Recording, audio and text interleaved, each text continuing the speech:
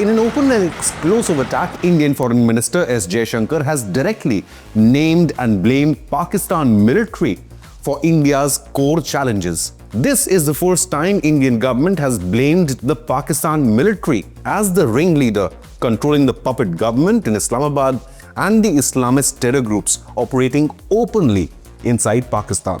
Jaishankar stated, "I think for us, the reality of the Pakistan army has always been, and much of our problems actually emanate from them." Unquote. So what does this mean? Pakistan military leadership could become target number 1 in Operation Sindoor 2.0. Openly exposing Pakistan military hand behind the UN-designated terror groups like Jaish and Lashkar, Jaishankar urged the world to open its eyes to the real menace inside Pakistan. He stated, "When you look at the terror network, when you look at the training camps, when you look at the sort of a policy of almost ideological hostility towards India, where does that come from? It comes from the army." Unquote. We are different from the Hindus in every possible aspect of life. What's really surprising is that the world watched visuals of Indian missiles smashing 9 terror camps, and satellite images confirmed Indian Air Force striking 11 Pakistani air bases. Yet despite the humiliating defeat, Bunker Munir shamelessly has been able to strengthen his grip on power, backed by unverified claims of India losing a handful of jets in the short war, and President Trump using Munir as a pawn against India's global rise. It's all over the social media, or Indian social media, not on our social media. Now Munir's elevation to the Chief of Defence Staff for the next 5 years and immunity from legal challenges are a worrying sign. After being hammered on the battlefield, a smarting Munir is likely to step up, backing for Pakistani terror groups. Perhaps this prompted Jaishankar to claim there are good military leaders and there are bad military leaders. Was this a direct jibe at Munir? When we searched for top news stories on India-Bangladesh, we found out that Inconnectnews report is ranking among the top 5 or the 5 best in Google News videos. I am Shobhit Mittal.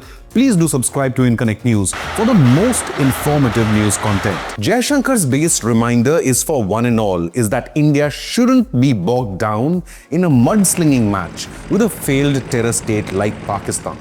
The External Affairs Minister explained, "Look at the state of Pakistan and see the differentials and the capabilities and the reputation.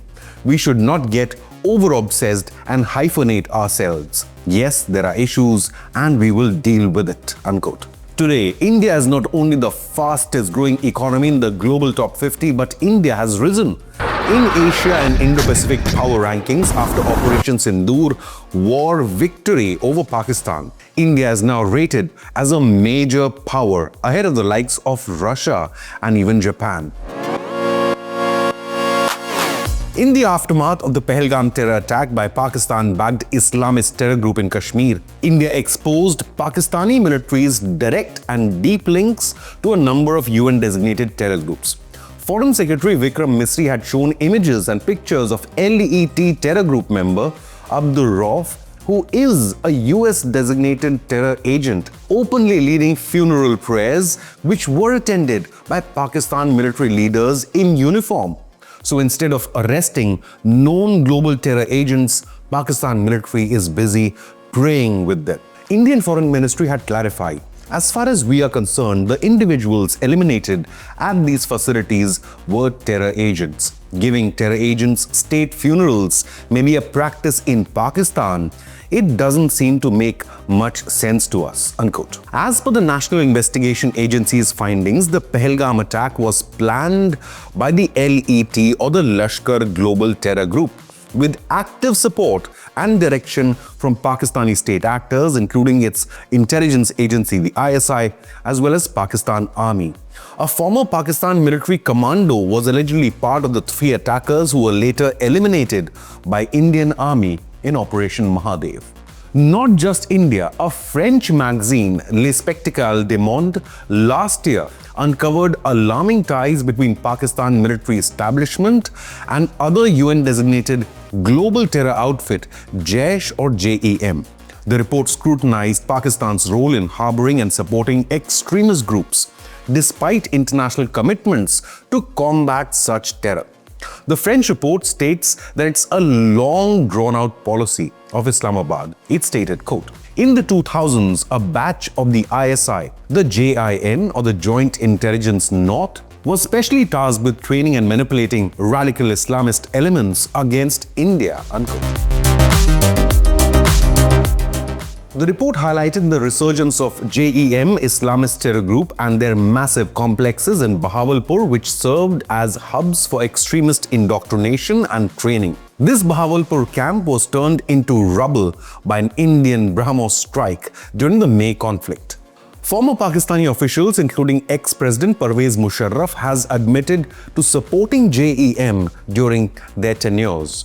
Meanwhile, earlier this year, Pakistan's own Defense Minister Khwaja Asif publicly admitted earlier this year that the country had supported and funded and aided terror groups for 30 years. He was stating something that the world has already known, but Pakistan long denied. Pakistan has had a long history of backing and supporting and training and funding these terrorists. We have been doing this dirty work for the United States for about 3 decades, Pakistan Army and Islamist terror are an unholy alliance. Even Al-Qaeda, taking safe haven in Pakistan after 9/11 attacks, was recently mentioned by Sky News anchor Yalda Hakim while speaking to Pakistani politician Sherry Rahman. Hakim directly cited Brigade 313 as a lethal coalition. It binds elements of Pakistani intelligence-linked factions with terror proxies.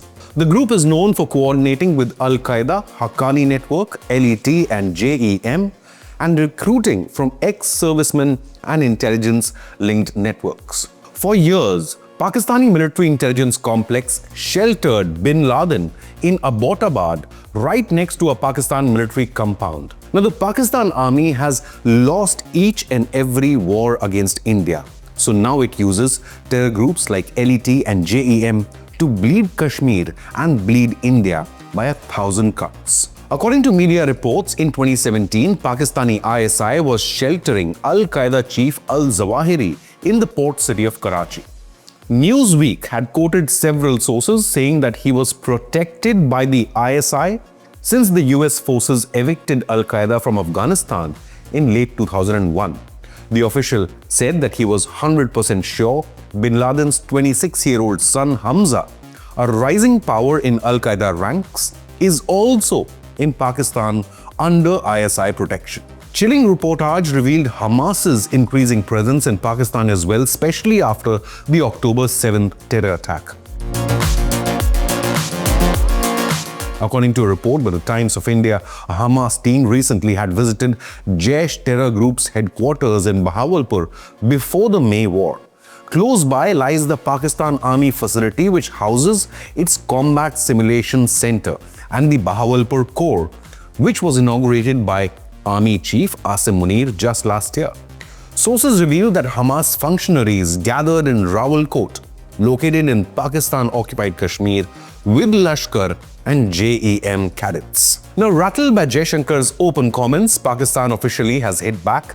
Pakistan Foreign Office spokesperson stated, Pakistan categorically rejects and condemns the highly inflammatory, baseless and irresponsible comments made by Indian External Affairs Minister, unquote, and added that Pakistan is a responsible state with its armed forces being pillar of national security. The truth is that Pakistani leadership simply ignores the global condemnation of its open terror links. Following Pakistan's 27th constitutional amendment, without directly seizing power, Jaishankar Munir now controls all three services, the Army, the Air Force and the Navy, and is the sole charge of the country's nuclear weapon systems for the next 5-year term. So basically, the Pakistan civilian government has now officially become a puppet of its armed forces. While in any democracy like India, UK, France, USA, the military is answerable to the civilian government. In Pakistan, the military controls any civilian government. It's the same military which had surrendered half of Pakistan in 1971, as well as 93,000 soldiers surrendered to the Indian Army. But the Pakistani military often stokes anti-India sentiment, it jails national leaders and keeps Pakistani public in a perpetual state of anxiety to keep its grip on power. Even the United Nations High Commissioner for Human Rights, Volker Turk, exposed Pakistan, stating, "These changes, taken together, risk subjugating the judiciary to political interference and executive control." Unquote. In an interview to ANI, former US Department of Defense official Michael Rubin has now called for Munir's arrest for being a state sponsor of terror. Rubin also emphasized the need for US to repair its relations with India, stating, "What we need is quiet diplomacy behind the scenes and at some point a more vocal apology from the United States for the way India has been treated over the past year." Unquote. On the 3rd of December, India and the United States also held the 21st meeting of the India-USA Joint Working Group on Counter-Terror. Following this, United States backed India in demanding further UN action against Pakistan-based global terror groups. The two sides called for additional designations of ISIS and Al-Qaeda affiliates, as well as Lashkar and Jaish, and their proxy groups residing and operating inside Pakistan. Meanwhile, in another show of force, the Indian Air Force is all set to conduct massive war games just 200 nautical miles from Karachi over the Arabian Sea. Scheduled for December 10th and 11th, the air exercise will be held about 70 nautical miles from Pakistan-controlled airspace, a highly secure area. Does this indicate that in the next conflict, the sea theatre could get active? Could Karachi and the Sur Creek border in Sindh become the focus of the next war? Controlling the shipping lanes and stopping the enemy's maritime trade could define any prolonged conflict. The Indian Air Force exercise will see fighter jets, refueling aircraft and surveillance platforms operating from Indian bases, with pilots conducting a range of scenarios from air-to-air engagements to strike missions. Its proximity to Pakistan-controlled airspace does send out a bold message. But what do you believe? Do Jaishankar's comments make Munir target number 1 in Operation Sindoor 2.0? Leave a comment with your opinion, hit the like button and subscribe to Inconnect News.